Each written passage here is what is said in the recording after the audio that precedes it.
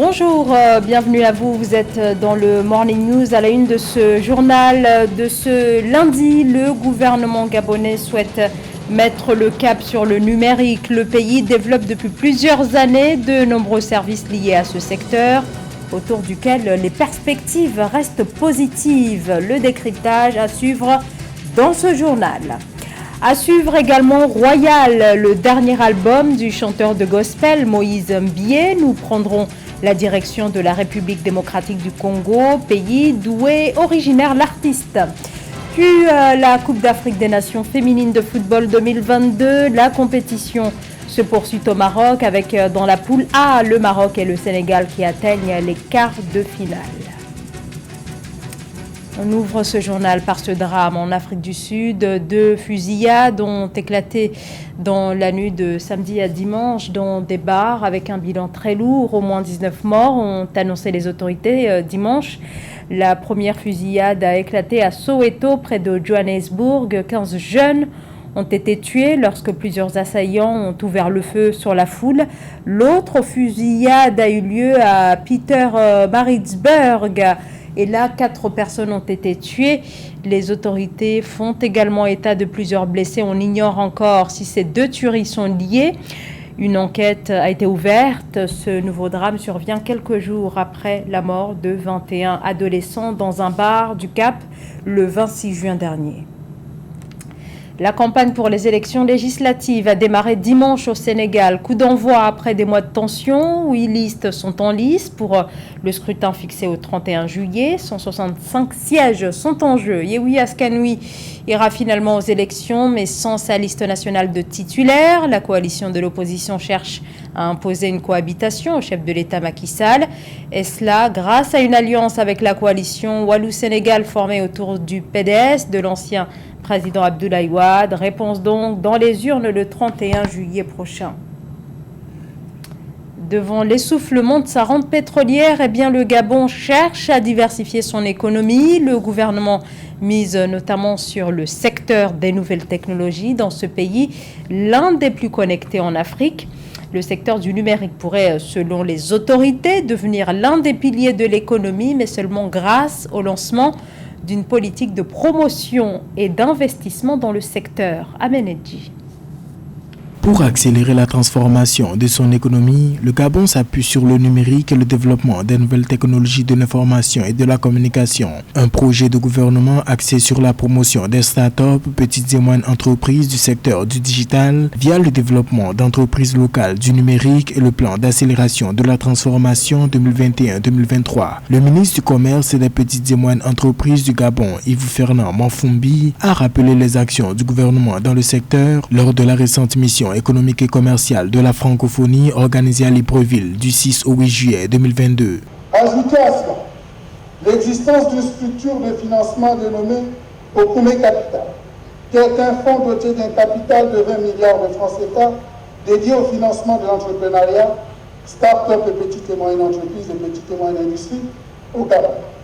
L'enjeu majeur du gouvernement est d'accélérer la digitalisation des entreprises et des services publics avec pour objectif de faire de l'État un acteur pilote de la transformation digitale et faire entrer pleinement les principales entreprises gabonaises dans l'ère du digital. Pour l'atteinte de ces objectifs, notamment une relance économique basée sur la diversification, le Gabon dispose d'une série de programmes ciblant les jeunes pour un accompagnement à la création d'entreprises et la formation aux technologies. Les perspectives de croissance économique à court terme reflètent un taux de 3,3% en 2022 et 3,4% en 2023 avec un dynamique secteur non pétrolier. Actuellement, les efforts conjugués du gouvernement produisent des résultats appréciables et mérite d'être consolidé. En effet, l'examen des statistiques issues du commerce extérieur montre une amélioration croissante des échanges. Au premier trimestre 2022, le solde de la balance commerciale des biens est en nette augmentation de 207,13%, résultat d'un accroissement de 113,69% des exportations nominales relativement plus fort que celui des importations, 20,43%. premier en Afrique centrale et 6e pays le plus connecté d'Afrique selon le dernier classement de l'indice de développement des TIC 2017. Et toujours dans cette dynamique, le Gabon organise du 19 au 21 janvier 2023 à Libreville la première édition du colloque international Gabon PME sous le thème « Gouvernance et résilience des PME africaines en contexte de Covid-19 ». On en vient à présent à la 13e édition de l'Africa Banking Forum. La rencontre a refermé ses portes vendredi dernier à Douala, au Cameroun, au terme de plusieurs heures de discussion autour de la question de l'avenir de la banque dans le contexte actuel où les économies africaines subissent de plein fouet une série de chocs externes qui viennent aggraver une situation qui était déjà très fragile. Reportage Francis Oum, Ruth Moussi. Les lampions de la 13e édition de l'Africa Banking Forum se sont éteints le 8 juillet 2022 à Douala, la capitale économique du Cameroun. L'événement, qui s'est clôturé sous des perspectives positives, était organisé cette année sous le thème « Quelle ambition pour une banque catalyseur de la reprise ». Pendant 2 jours, ce sont plus de 350 dirigeants et experts bancaires représentant les gouvernements, les régulateurs, les institutions financières et d'autres acteurs qui y ont pris part en provenance de plus de 22 pays. Les participants ont débattu, échangé et partagé les expériences, expertises et meilleures pratiques sur les enjeux et défis majeurs du secteur bancaire. On a parlé de la digitalisation. Donc nous pensons que la digitalisation est un facteur d'inclusion financière capital qui va amener tout le monde à la banque. Vous n'avez plus besoin d'aller vous pointer devant les guichets, etc. Vous n'avez plus à être sélectionné. Vous êtes là-dedans avec les outils digitaux. Je prends un exemple, le mobile money. L'édition a été parrainée par le ministre des Finances du Cameroun en partenariat avec l'Association des professionnels des établissements de crédit du Cameroun, le groupement interbancaire et monétique d'Afrique centrale et One Africa Forums. Cette 13e édition s'est tenue sous le signe de la relance économique post-Covid-19, mais aussi sur les ambitions de tout un secteur pour contribuer à l'essor économique de la région. On voit tout ce que les banques font, la BEAC, tout ce qu'elle fait, ce que les gouvernements font, et je crois qu'il faut qu'on reste sur ce côté positif. Les temps sont mieux, mais demain peut être meilleur qu'aujourd'hui. En dépit des efforts consentis par différents États, le Fonds monétaire international estime que l'Afrique aura besoin de 285 milliards de dollars pour combler les besoins de financement supplémentaires nécessaires au renforcement des réponses face à la pandémie de Covid-19. L'Africa Banking Forum est un événement annuel et régional des métiers et technologies de la banque en Afrique du Nord, de l'Ouest et centrale. À quelques mois de l'élection présidentielle de 2023, le processus de recensement des électeurs va débuter au mois d'octobre 2022 à Madagascar. L'annonce est faite par la Commission électorale nationale indépendante. Un décret adopté en Conseil de gouvernement au mois de mai permet en effet l'organisation de cette refonte de la liste électorale, un fichier qui n'a jamais été revu depuis 2009, malgré la loi qui stipule qu'une refonte doit avoir lieu au moins tous les 10 ans. Royal, c'est ainsi que s'intitule le dernier album de Moïse Mbilé, pasteur et chanteur de gospel que l'on ne présente plus en République démocratique du Congo, où la musique chrétienne est en train de devenir une partie intégrante de la scène musicale nationale. Reportage signé Jacques Amboka.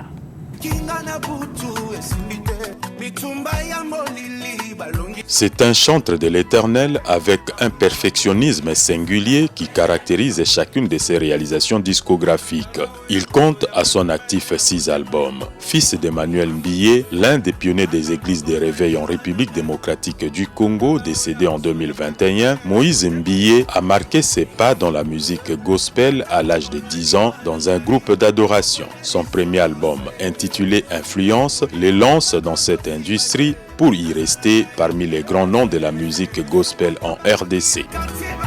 Oui, j'ai commencé la musique dans la famille parce que mon père fut aussi pasteur et en même temps chanteur, compositeur. Alors il écrivait ses chansons, il donnait au groupe de l'église qui chantait. Et c'est comme ça que nous, ces enfants, nous sommes retrouvés dans l'église. C'était d'abord mes sœurs qui faisaient partie aussi du groupe. Et là, au moment de répétition à la maison, me permettait à moi aussi de glisser ma petite voix. Royal, c'est son dernier album lancé sur les marchés en fin juin dernier, dont les clips et Simbité bat son plein avec plus de 4 millions de vues sur YouTube en moins de 2 semaines. Moïse Mbiye est une coqueluche des millions d'amoureux de la musique chrétienne, une musique qui cartonne dans tous les coins de la capitale et même dans les boîtes de nuit, suscitant de vives polémiques. Si dans une boîte de nuit, des hommes écoutent la musique du Seigneur Jésus-Christ et ils commencent à élever Jésus, et petit à petit, ils commencent à prendre conscience, ils commencent à se dire « Ah, Jésus-Christ existe. Non, un jour j'irai à l'église. » Pour moi, c'est déjà un objectif qu'on a atteint. Moïse Mbiye est à la tête de la communauté cité Bethel, une grande église créée par son père décédé et qui compte plus de 1000 assemblées à travers le monde. En collaboration avec la maison Sony Music, productrice de son album Royal, le chantre de l'Éternel est focalisé sur la promotion de son nouvel album qui marche déjà très bien. L'équipe du Maroc s'est assurée la première place du groupe A en Coupe d'Afrique des Nations féminines de football en battant le Sénégal 1-0. Les Lions de l'Atlas affronteront donc le troisième du groupe B ou C mercredi prochain, tandis que le Sénégal jouera contre le premier du groupe B. Objectif, se qualifier pour les demi-finales. Le point sur le parcours de ces deux équipes dans ce point de Roberto Bogbe. Un parcours sans faute à la mesure des ambitions du staff marocain et du rêve des supporters. Le Maroc est le premier pays à rejoindre les quarts de finale de sa Coupe d'Afrique des Nations. Avec lui, le Sénégal, deuxième du groupe A, malgré la défaite face au Polish de Reynal Pedros. Une victoire grâce au troisième but dans cette CAN de la capitaine Ghislaine Chebak qui a trouvé la faille sur pénalty au retour des vestiaires. Les adversaires qui sont bons, qui sont regroupés, qui sont voilà, et puis nous on manque d'efficacité, donc voilà, c'est un tout, mais vous savez, dans le football, il y a aussi les coups de pied, aussi, voilà, ça fait partie du jeu, et on est plutôt performant de ce côté-là, donc il faut garder ça et améliorer la partie finition dans le jeu. Voilà.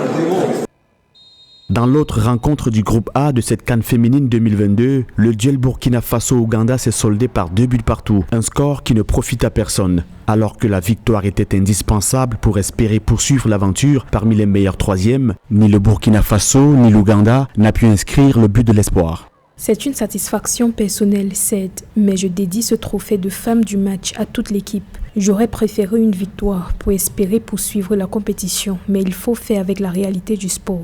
Maroc 9 points, Sénégal 6 points, Burkina Faso 1 point, tout comme l'Ouganda. Tel est le tableau de classement final du groupe A. Conséquence, les filles de Reynal Pedros affronteront le troisième du groupe B ou C, tandis que les Sénégalaises devront défier le premier du groupe B, actuellement la Zambie. C'est la fin de ce journal. Merci à vous de nous avoir suivis. Dans un instant, une nouvelle édition de l'actualité sur Africa 24.